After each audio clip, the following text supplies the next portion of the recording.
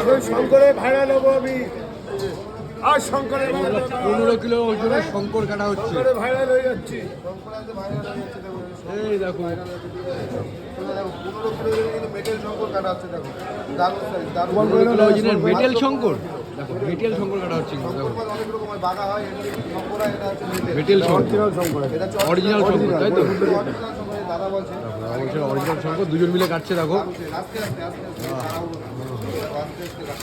দারুণ সাইজ কিন্তু দেখো অসাধারণ সাইজের একটা। কাটা কত করে বিক্রি করবা? 400 টাকা।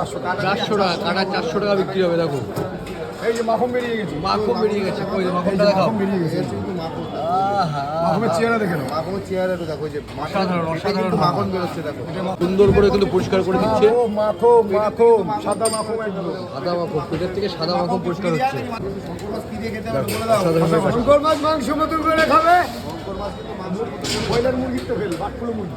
ব্রয়লার মুরগি ফেল নাই। এটা আরেক দামও তো piece বেশি, করছে দেখো। ব্রয়লার মুরগি দামও বেশি লাগে। দেখো লেজাটা কিন্তু কাটা হচ্ছে। দেখো 15 কিলো শঙ্কর মাছের লেজা কাটা হচ্ছে। দেখো এই আর্ধেকের ওজন কত?